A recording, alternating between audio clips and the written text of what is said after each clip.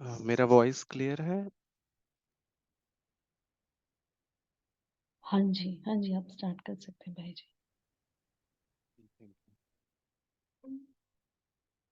तो आज की विशेष वाणी है जिसमें बाबा ने हमें दृष्टि और वृत्ति को पवित्र बनाकर कैसे हम अपनी दृष्टि और वृत्ति को पवित्र रखें, इस पर हमें बहुत सारी युक्तियां बताई हैं। भाई जी, अचानक वॉइस कम हुआ है।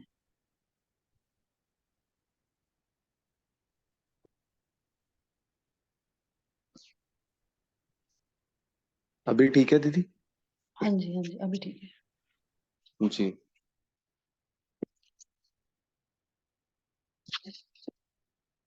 तो बाबा ने आज हमें अपनी दृष्टि और वृत्ति को पवित्र रखने की कई सारी युक्तियां बताई हैं।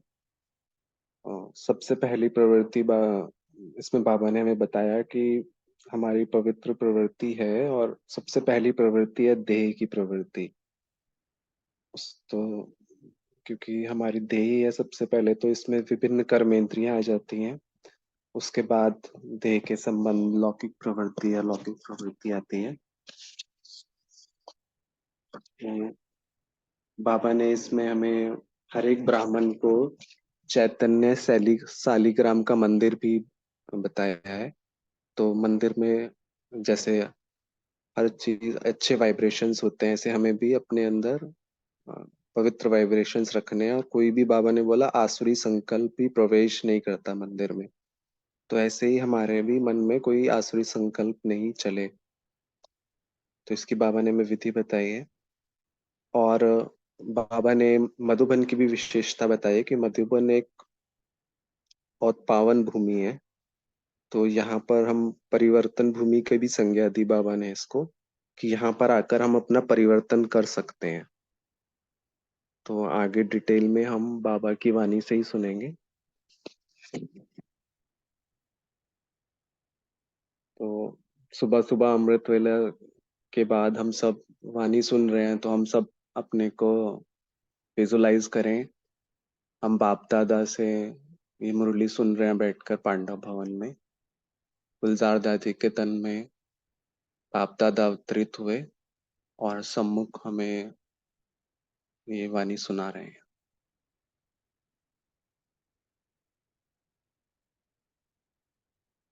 हर एक ब्रह्मा मुखवंशावली ब्राह्मण चेतन शालिग्राम का मंदिर है। तो दृष्टि और वृत्ति को पवित्र बनाकर सच्चे अर्थ में ब्राह्मण बनने की युक्तियां बताते हुए बाप दादा बोले, अपने को कमल पुष्प समान अति न्यारा और सदा बाप का प्यारा अनुभव करते हो।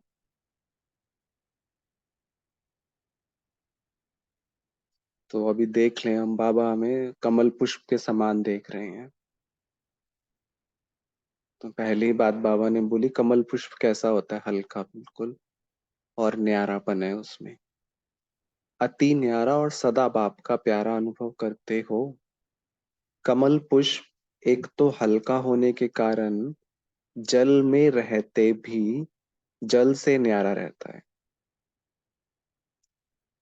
प्रवृत्ति होते भी स्वयं निवृत्त रहता है। ऐसे ही आप सब भी लौकिक या अलौकिक प्रवृत्ति में रहते हुए निवृत्त अर्थात न्यारे रहते हो। पहला ही प्रश्न बाबा ने हमारे से पूछा कि हम सभी प्रवृत्ति में आते ही हैं। तो पहला लौकिक है या अलौकिक? तो जैसे कमल पुष्प जल में रहते हुए भी न्यारा है, ऐसे हम भी लौकिक या अलौकिक प्रवृत्ति में रहते हुए न्यारे रहे। निवृत्त रहने के लिए विशेष अपनी वृत्ति को चेक करो। जैसे जैसी वृत्ति वैसी प्रवृत्ति बनती है। तो जैसे हमारे संकल्प होंगे वैसा वायुमंडल बनेगा। वृत्ति कौन सी रखनी है? आत्मिक वृत्ति और रूहानी वृत्ति। इस वृत्ति द्वारा प्रवृत्ति में भी रूहानियत भर जाएगी। तो अगर ये वृत्ति हमारी अंतर की वृत्ति होगी संकल्पों में, आत्मिक वृत्ति और रूहानी वृत्ति, तो बाबा बोल रहे हैं इस वृत्ति द्वारा प्रवृत्ति में भी रूहानियत भर जाएगी। अर्थात प्रवृत्ति में रूहानियत के कारण अमानत समझकर चलेंगे।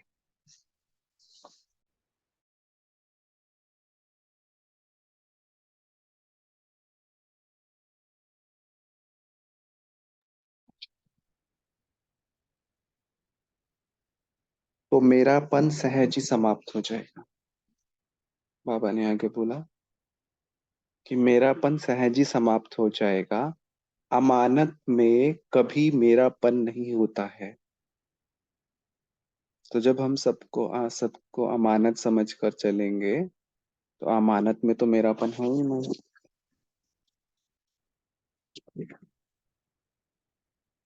मेरेपन में ही मोह के साथ साथ अन्य विकारों की भी प्रवेशता होती है। मेरापन समाप्त होना अर्थात विकारों से मुक्ति, निर्विकारी अर्थात पवित्र बनना है, जिससे प्रवृत्ति भी पवित्र प्रवृत्ति बन जाती है।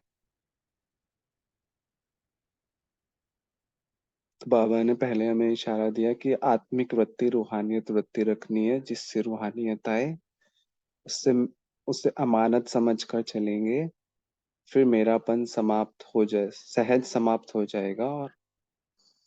और जैसे ही हमारा मेरापन समाप्त होगा तो अटैचमेंट समाप्त हुआ, तो विकारों से मुक्त, निर्विकारी अर्थात पवित्र बनना है, जिससे पवित्र जिससे प्रवृत्ति भी पवित्र प्रवृत्ति बन जाती है। विकारों का नष्ट होना अर्थात श्रेष्ठ बनना है। तो क्या ऐसे अपने को विकारों को नष्ट करने वाली श्रेष्ठ आत्मा समझते हो?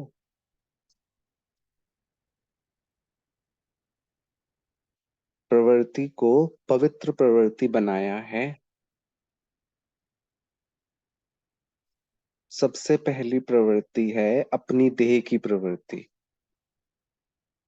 फिर है देह के संबंध की प्रवृत्ति। तो पहली प्रवृत्ति देह के हर कर्मेंद्रियों को पवित्र बनाना है। तो बाबा हमें पहली प्रवृत्ति बता रहे हैं, लौकिक और अलौकिक से भी पहली बाबा ने यहाँ बताया अपनी देह की प्रवृत्ति है। क्योंकि सर्वप्रथम तो मैं आत्मा हूँ, तो सबसे पहली प्रवृत्ति, सबसे पहली रचना तो मैं खुद ही देह में हूं ना। तो यही एक सबसे पहली प्रवृत्ति, इसके बाद लौकिक और अलौकिक प्रवृत्ति बाबा इसमें बता रहे हैं आती।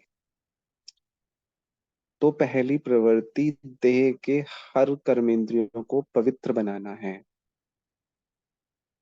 जब देह की प्रवृत्ति को पवित्र नहीं बनाया है, सॉरी, जब तक देह की प्रवृत्ति को पवित्र नहीं बनाया है, तब तक देह के संबंध की प्रवृत्ति,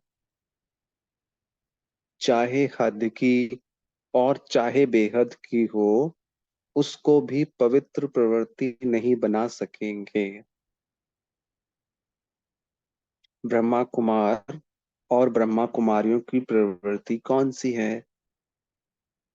जैसे हद के संबंध की प्रवृत्ति है, वैसे ब्रह्मा कुमार और कुमारी के नाते सारे विश्व की आत्माओं से साकारी भाई बहन का संबंध। तो सारे विश्व की आत्माएं हमारे भाई बहन हैं।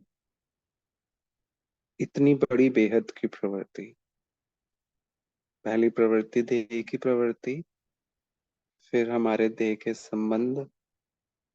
बाबा बोल रहे हैं चाहे हद के चाहे बेहद के, और बेहद में सारे विश्व की आत्माएं हमारे भाई बहन हैं, ब्रह्मा कुमार कुमारी के नाते से सारे विश्व की आत्माओं से साकारी भाई बहन का संबंध। तो कितनी इतनी बड़ी बृहद की प्रवृत्ति है, लेकिन पहले अपनी देह की प्रवृत्ति बनाएं, तब बेहद की प्रवृत्ति को पवित्र बना सकेंगे। कहावत भी है, चैरिटी बिगन्स एट होम। पहले अपनी देह की प्रवृत्ति अर्थात घर को पवित्र बनाने की सेवा करनी है। तो पहली सेवा स्वयं की देह की प्रवृत्ति को पवित्र बनाने की है, फिर बेहद की करनी है। स्वयं की सेवा के बाद ही, स्वयं कल्याण के बाद ही विश्व कल्याण हम कर पाएंगे। तो पहले अपने आप से पूछो कि अपने शरीर रूपी घर को पवित्र बनाया है। संकल्प को, बुद्धि को, नयनों को और मुख को रूहानी अर्थात पवित्र बनाया है।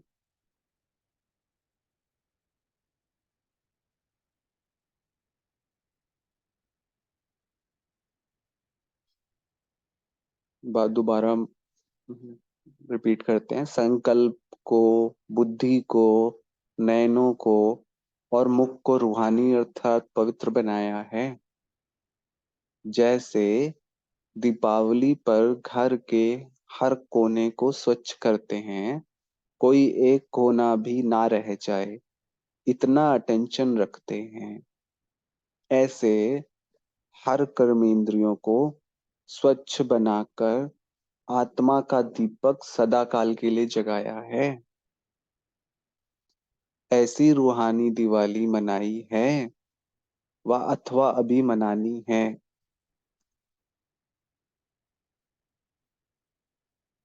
सबके दीपक अखंड जगमगा रहे हैं ना।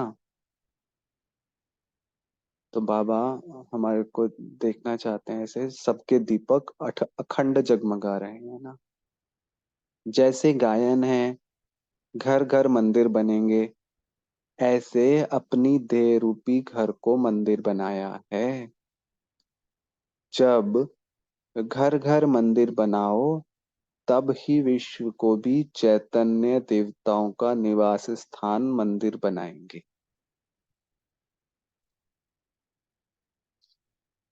जितने ही ब्राह्मण हैं, हर एक ब्राह्मण चैतन्य सालिग्राम का मंदिर है। तो बाबा हमें कैसा देख रहे हैं अभी? बाबा ने यहाँ क्वेश्चन नहीं पूछा है। बाबा ने बोला है जितने भी ब्राह्मण हैं, हर एक ब्राह्मण चैतन्य सालिग्राम का मंदिर है, चैतन्य शक्ति मंदिर है। तो अभी हम सब चैतन्य में है ना। बाबा वो हमें याद करा रहे हैं, स्मृति जगा रहे हैं हमारी, कि आप सभी चैतन्य शक्ति मंदिर हैं। ऐसे मंदिर समझते हुए उनको शुद्ध पवित्र बनाया है। अभी के पुरुषार्थ के समय प्रमाण व विश्व के संपन्न परिवर्तन के समय प्रमाण, इस समय कोई भी कर्मेंद्रियों द्वारा प्रकृति व विकारों के वशीभूत नहीं होना चाहिए। जैसे मंदिर में भूत प्रवेश नहीं होते हैं, ऐ तो हर घर को मंदिर बनाया है। जहाँ अशुद्धि होती है, वहां ही अशुद्ध विकार अर्थात भूत प्रवेश होता है। तो चैतन्य सालिग्राम के मंदिर में व चैतन्य शक्ति स्वरूप के मंदिर में, आसुरी संहारणी के मंदिर में आसुरी संकल्प व आसुरी संस्कार कभी प्रवेश नहीं कर सकते। तो बाबा ने बोल बोल बाबा के महावाक्य हैं ये, इसको अंडरलाइन करना है हमें। चैतन्य सालिग्राम के मंदिर में व चैतन्य शक्ति स्वरूप के मंदिर में, आसुरी संहारणी के मंदिर में आसुरी संकल्प व आसुरी संस्कार कभी प्रवेश नहीं कर सकते। तो बाबा बोल रहे हैं आसुरी संस्कार और आसुरी संकल्प प्रवेश नहीं कर सकते हैं। अगर प्रवेश होते हैं तो कोई प्रकार की अशुद्धि अर्थात अस्वच्छता है। तो ऐसे अपने को चेक करो। कहीं भी कोई प्रकार की अशुद्धि रह गई है तो उसको अभी खत्म करो। तो बाबा को पता है कुछ रह गई है, तो बाबा बोल रहे हैं उसको खत्म करो, अर्थात सच्ची दीपावली मनाओ। तो इसको बाबा कह रहे हैं कि यह है सच्ची दीपावली मनाना। जब ऐसे अपनी पवित्र प्रवृत्ति बनाओ तब ही विश्व परिवर्तन होगा। यहाँ अब बाबा ने हमें अपनी प्रवृत्ति को, अपनी देह की प्रवृत्ति, लौकिक अलौकिक प्रवृत्ति को पवित्र बनाने की विधि और हमारे बारे में हमारा गुणगान भी करा। अब बाबा का टॉपिक चेंज हो रहा है कि हम सभी कहाँ बैठे हैं, मधुबन में इस समय। तो बाबा मधुबन की हमें विशेषता बता रहे हैं। यहाँ मधुबन में भी रूहानी यात्रा करने आते हो तो रूहानी यात्रा में अपनी कमजोरियों को छोड़कर जाना। मधुबन है ही परिवर्तन भूमि। परिवर्तन भूमि में आकर परिवर्तन नहीं किया तो परिवर्तन भूमि का लाभ क्या उठाया। सिर्फ परिवर्तन भूमि के अंदर परिवर्तन नहीं लाना है, लेकिन सदा काल का परिवर्तन लाना है। मधुबन को महायज्ञ व राजस्व अश्वमेध यज्ञ कहते हैं। तो यज्ञ में आहुति डाली जाती है। महायज्ञ में महान आहुति डालकर जाते हो, अथवा डाली हुई आहुति फिर वापस लेते हो। जो नाम देते हो वैसा काम भी करते हो व नहीं। नाम है महायज्ञ, परिवर्तन भूमि और वरदानी भूमि। तो जैसा नाम वैसा कार्य करो। जो प्रतिज्ञा करके जाते हो इसको निभाते रहो। अथवा निभाना मुश्किल लगता है, निभाने में तीन प्रकार की आत्माएं बन जाती हैं। कोई तो निभाने में सच्चे परवाने माफिक स्वयं को बाप पर न्यौछावर कर देते हैं, अर्थात फरमान पर कुर्बान हो जाते हैं। अर्थात और कोई निभाने में भक्त बन जाते हैं, अर्थात बाप से ही बार बार शक्ति लेते रहते हैं, अर्थात मांगते रहते हैं सहन शक्ति दो तो निभाऊं, और समाने की शक्ति, सामना करने की शक्ति दो तो निभाऊं। ऐसे भीख मांगते रहते हैं, अर्थात भक्त बन जाते हैं। और कोई फिर ठगत भी बन जाते हैं, कहते और लिखते हैं एक और करते दूसरा है। बाप के आगे भी ठगी करते हैं, अपनी गलती को छिपाने की ठगी करते हैं।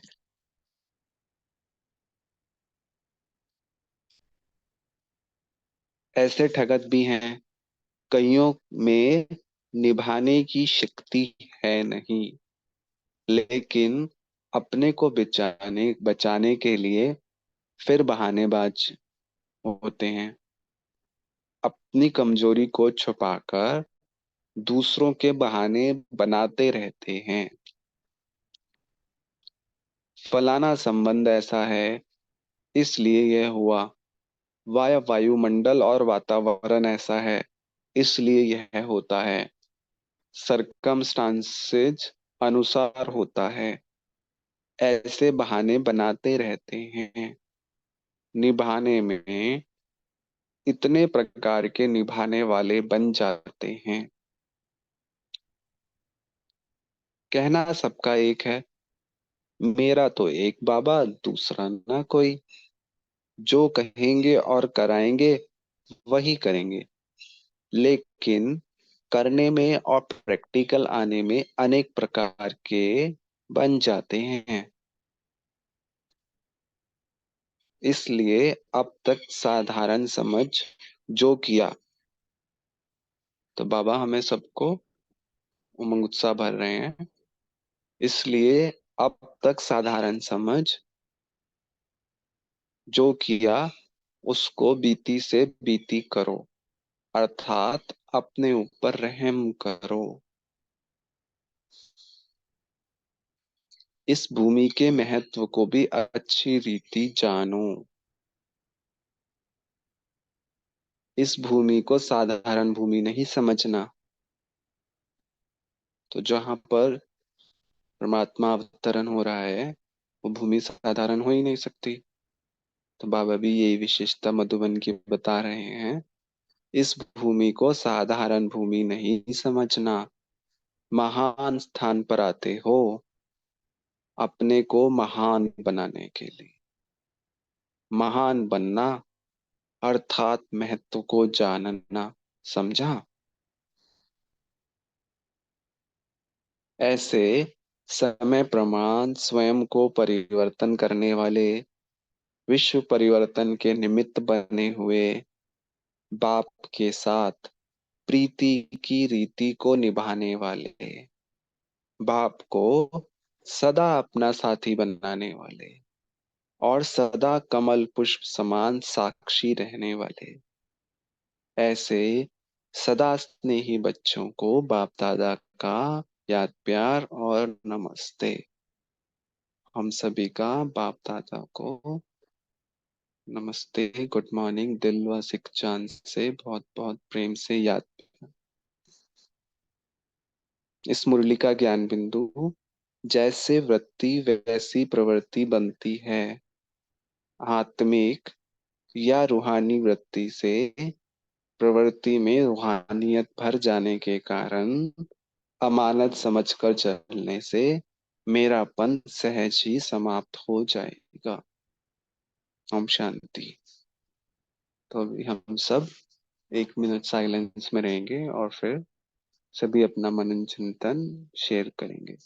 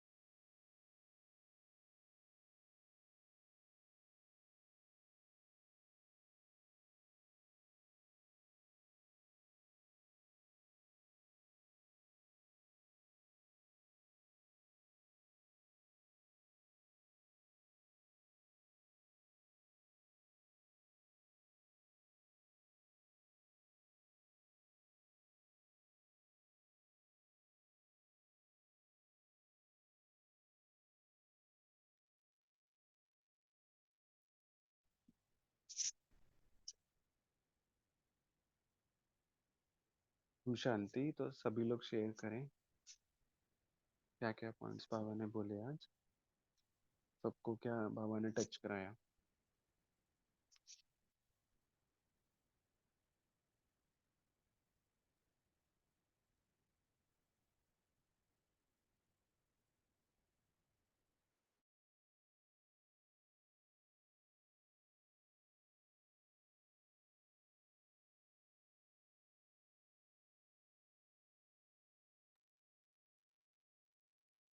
ओम शांति। सभी लोग सुन पा रहे हैं? हाँ, सुन पा रहे हैं। जी जी, तो सभी लोग शेयर करें। दिलीप ओम भाई जी, शांति आपने हैंड भाई। हाँ जी, हाँ जी, शेयर कीजिए गीता बहन। बाबा बोला, जैसे वृत्ति ऐसी प्रवृत्ति बनती है। आत्मिक वृत्ति और रूहानी वृत्ति द्वारा प्रवृत्ति में भी रूहानियत बढ़ जाएगी, अर्थात प्रवृत्ति में रूहानियत के कारण अमानत समझ कर चलेंगे तो मेरापन सहज ही समाप्त हो जाएगा। अमानत में कभी मेरापन होता नहीं है। मेरापन में ही मोह के साथ साथ अन्य विकारों को भी प्रवेशता होती है। मेरापन समाप्त होना अर्थात विकारों से मुक्त, निर्विकारी अर्थात पवित्र बनना है, जिससे प्रवृत्ति भी पवित्र प्रवृत्ति बन जाती है। विकारों का नष्ट होना अर्थात श्रेष्ठ बनना है। ओम शांति। जी जय, थैंक यू सिस्टर। जी जयदेव भाई, आप शेयर कीजिए। ओम शांति। गुड मॉर्निंग सभी को। आज की मुरली में बाबा ने कहा है, जब तक देह की प्रवृत्ति को पवित्र नहीं बनाया है, तब तक देह के संबंध की प्रवृत्ति, चाहे हद की हो या और चाहे बेहद की हो, उसको भी पवित्र नहीं बना सकेंगे। ये बाबा ने खास पॉइंट बताया इस मुरली में। ओम शांति।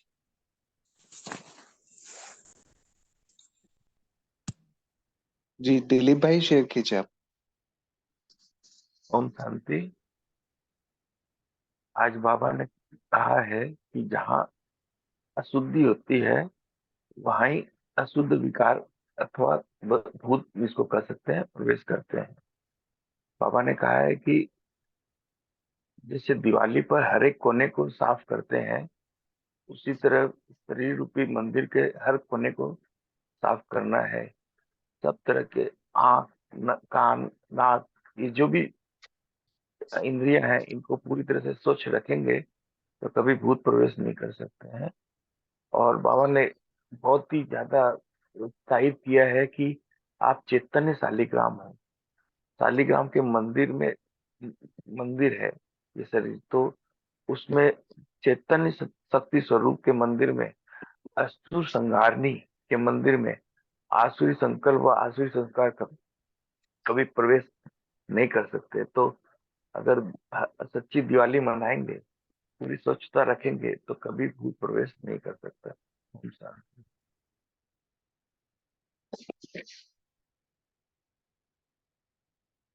जी आशा देवी सिस्टर, आप भी शेयर करें।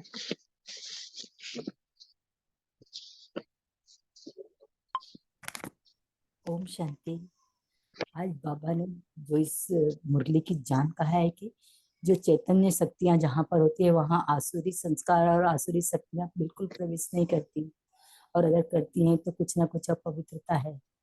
इसका मतलब जो बाबा के बच्चे बन रहे हैं, जब बाबा जिनको अपने बच्चे बना रहे हैं, वो लोग बहुत ही पवित्र और ईश्वरीय शक्तियों से संपन्न उनको बना रहे हैं। तो जो हमें कमी है उस पर हमें ध्यान देना है और उस पर काम करके उनको पूर्ण करके ईश्वरीय शक्तियों से संपन्न बनना है। ओम शांति।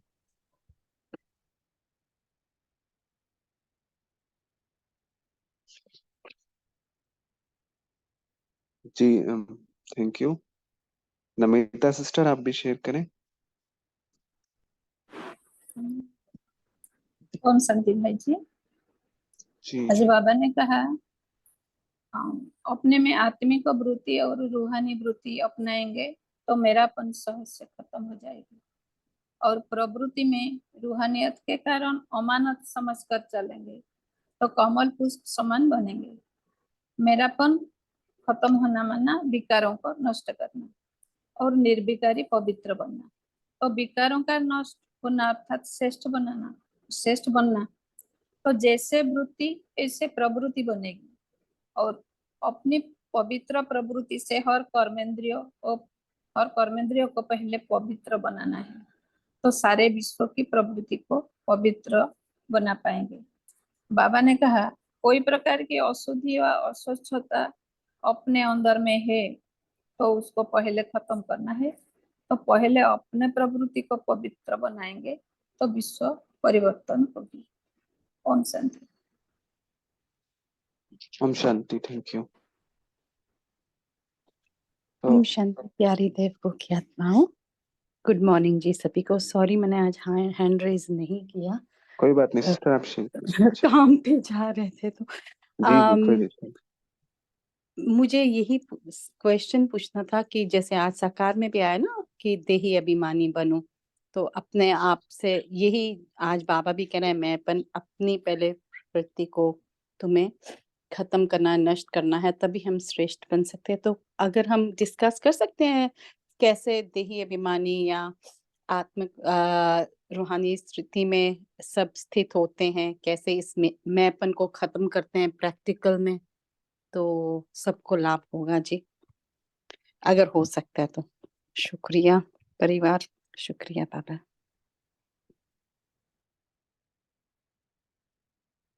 जी तो सभी लोग शेयर करें। दीदी ओम ने शांति। पूछा है जी। जो सिस्टर ने पूछा है मैंपन खत्म करने के लिए सबसे जरूरी चीज है साक्षी भाव। जब मैं इस बॉडी कॉन्शियसनेस में रहती ही नहीं हूँ, मतलब जो ये पार्ट बजा रही है ना, वो मैं नहीं हूँ। ड्रामानुसार ये जो भी पार्ट बजा रही है, चाहे संकल्पों को रचने का, चाहे कोई कर्म करने का, जो भी संस्कार स्वभाव इसका कर्म करते हुए इमर्ज हो रहा है, मैं इन सब से डिटैच हूँ। तो फिर मैं हूँ क्या? तो मैं वास्तव में परमात्मा पिता के पास परम धाम में बैठी हुई चमकती हुई छोटी सी स्टार पॉइंट ऑफ लाइट हूँ, और मैं बाबा के पास बैठी हूँ। अब मैं क्या करती हूँ? मैं बाबा के नजरिए से पूरा ड्रामा देखती हूँ। जब मैं ये ड्रामा देखती हूँ तो मुझे बाबा ही संकल्प देता है। मैं इस शरीर में जो संकल्प चल रहे हैं, शरीर के पार्ट के अनुसार जो संकल्प चल रहे हैं, उनसे भी डिटैच होकर के बाबा जो मुझे सुना रहा है, बाबा का जो संकल्प है, बाबा के जो संस्कार है, बाबा की जो संपन्नता स्टेज है, वो मैं देख करके पूरा सृष्टि के ड्रामा को देखती हूँ, तो मैं हर बात से डिटैच हो जाती हूँ और मैंपन खत्म हो जाता है।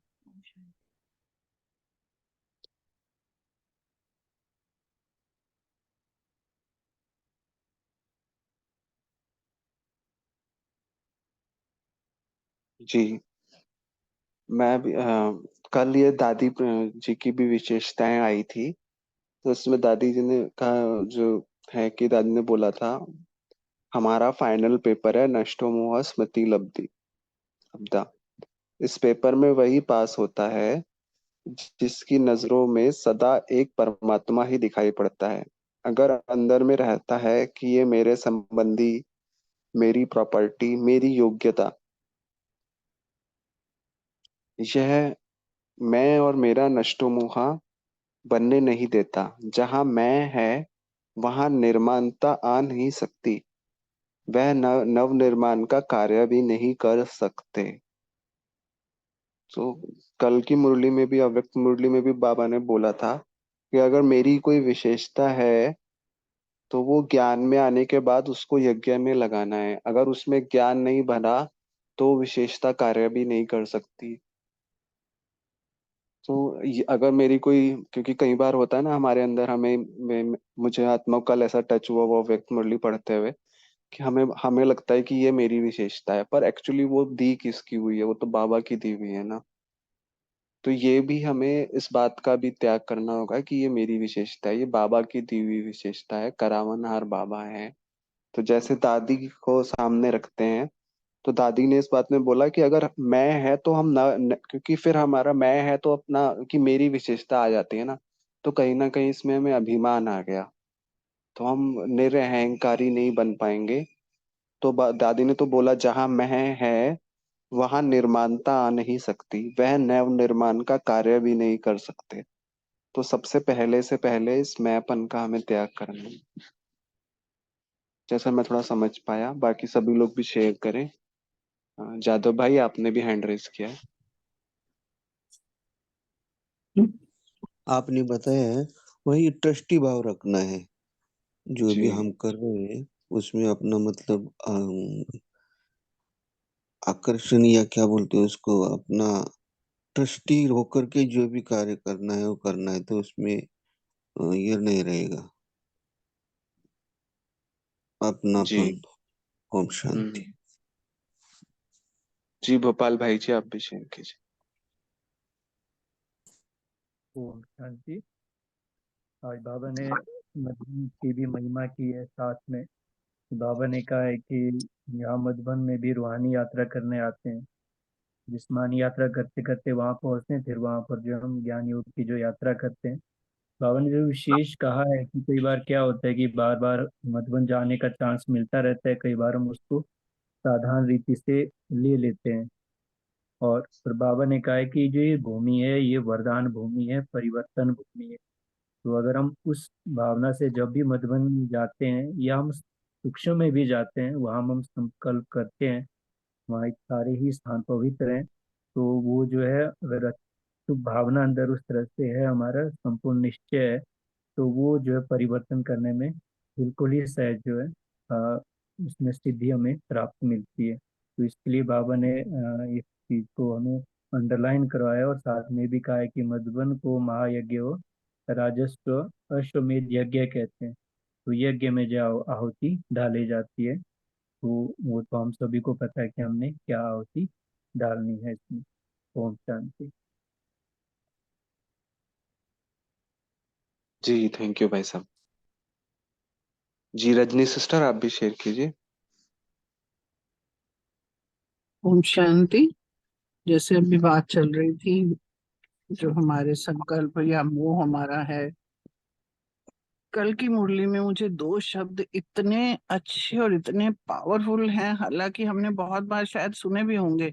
बाबा ने कहा, अमृत वेला मैं विशेष बच्चों के लिए लाता हूँ। और अगर हम ये अमृत वेला अच्छे से कर रहे हैं तो वो विशेष बच्चे हम ही हैं, और अगर नहीं कर रहे हैं ना तो भी हम साधारण बन जाते हैं। और फिर नेक्स्ट बाबा ने कहा, भरपूर होते हैं, एक एक क्षण उसका, एक एक लम्हा पावरफुल बना लेते हैं, तो जगह खाली ही नहीं रहती है। खाली जगह में ही तो कुछ आएगा। और जब हमारे पास वो पूरी पावर आ जाती है तो हमारे अंदर कोई और नेगेटिव पावर टच ही नहीं कर सकती है। और आज बहुत अच्छे से बाबा ने ये भी बता दिया कि भले ही हम ब्रह्मा कुमार कुमारियां हैं, शुद्ध खाना और ब्रह्मचर्य ये बाहर की बातें भी हैं, मगर बाबा ने कहा कि क्या हमारी आत्मा के लिए संकल्प जो है ना वो शुद्ध होने चाहिए। बाबा की ज्ञान हमारी बुद्धि में भरा हुआ होना चाहिए, तो हमारे नैन वो देखेंगे जो बाबा देखता है। ये चीजें हमें अपने पे चेक करनी है। और हम कई बार, मैं तो भूलती हूँ, कई बार इधर उधर होता भी है, तो फिर खुद को ले जाती हूँ, फिर मैं अपने घर चली जाती हूँ परम धाम में, फिर बाबा के पास बैठती हूँ, फिर बाबा के पास बैठने के बाद फिर वैसे हो जाती हूँ। तो यानी कि खुद को हमें अटेंशन बहुत देना है, जैसा बाबा चाहता है। अगर हम अटेंशन नहीं दे रहे हैं तो फिर हम कहीं ना कहीं हमारे अंदर घर को, जैसा बाबा कहता है मंदिर, उसमें कुछ ना कुछ आ सकता है। ओम शांति।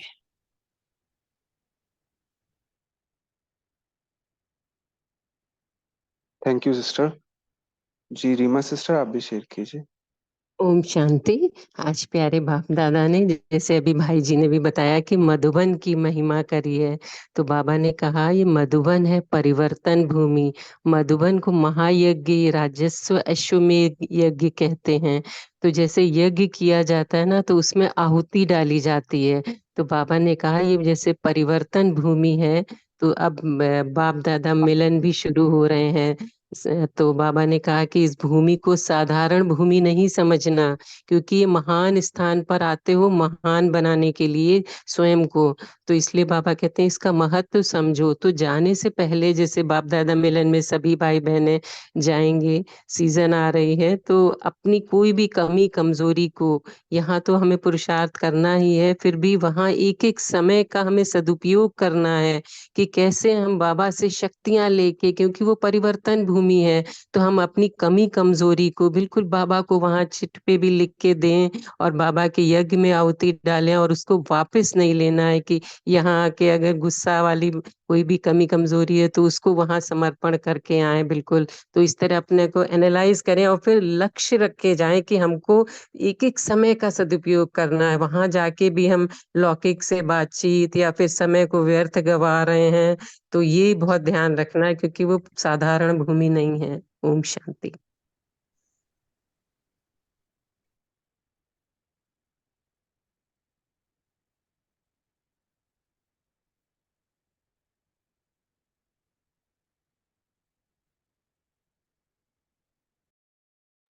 जी थैंक यू सिस्टर।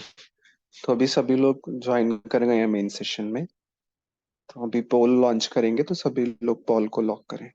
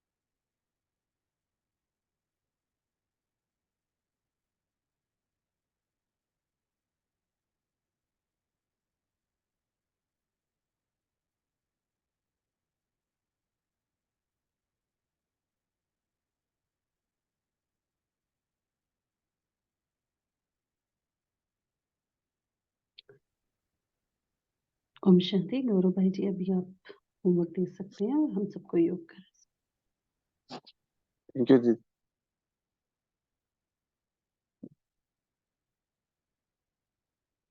तो आज बाबा ने जैसे हमें बोला है शुरू में ही कि हम अपने स्वयं स्वयं को कमल पुष्प समान स्थिति में देखें। तो बाबा ने बोला कमल पुष्प जो है हमेशा न्यारा और सदा बाप का प्यारा रहता है, और न्यारे और प्यारे रहकर हमें आत्मिक वृत्ति और आत्मिक स्मृति और रूहानी वृत्ति बनाए रखना है।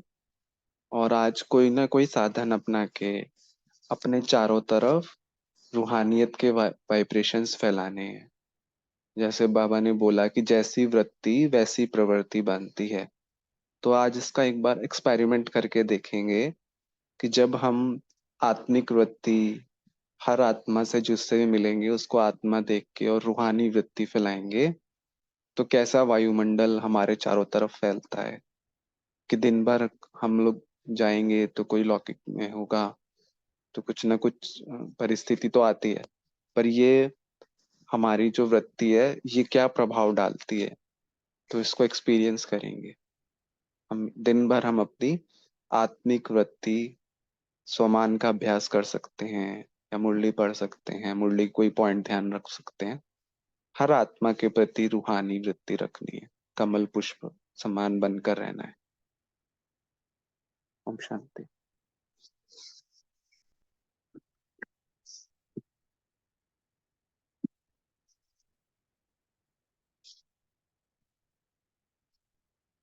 ओम शांति बाबा, थैंक यू। हैव ए तो नाइस अभी डे। योग भी करेंगे हम जी। तो सभी अटेंशन में एकाग्र होके बैठ जाएं, स्वयं को चमकती हुई मणि के रूप में देखें। मैं ज्योति बिंदु आत्मा जगमगा रही हूँ।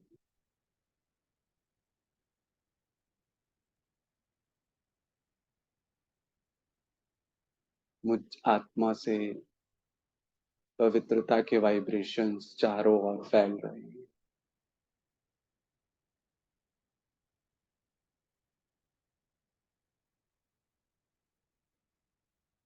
चारों तरफ रूहानी वायुमंडल बन रहा है। अब मैं अपना सूक्ष्म शरीर धारण कर पहुंच गई बाप दादा के सम्मुख।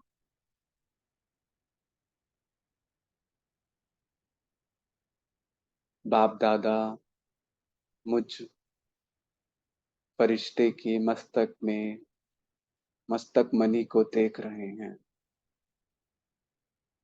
बाबा से आती पावरफुल लाइट मुझ में लाइट और माइट भर रही है।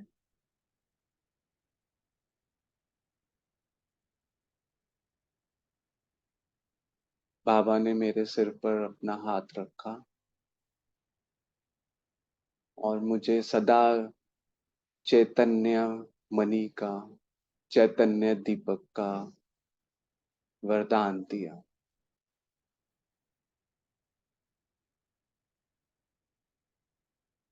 मैं मस्तक मणि में जगमगा रही हूँ। ज्योति स्वरूप आत्मा मस्तक मणि में जगमगा रही हूँ।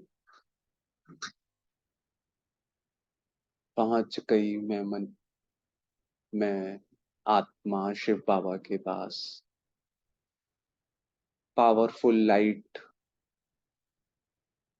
शिव बाबा मुझे दे रहे हैं।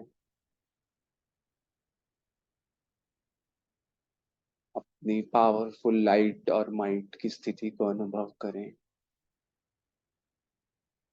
आत्मिक स्थिति को अनुभव करें।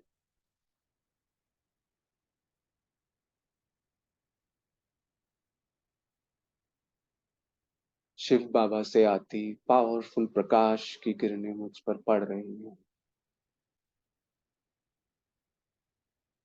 मैं ज्योति बिंदु प्रकाश पुंज आत्मा परमधाम से होकर आ गई अपने सूक्ष्म वतन के रास्ते साकार वतन में। तो दिन भर आत्मिक दृष्टि और रूहानियत का अभ्यास हम लोग करते रहेंगे। ओम शांति आप सभी का। ओम सुबह की शुक्रिया क्लब में जुड़ने परिवार, के लिए धन्यवाद। शुक्रिया बाबा। ओम शांति। Wonderful day. शुक्रिया बाबा। Good morning Om Shanti.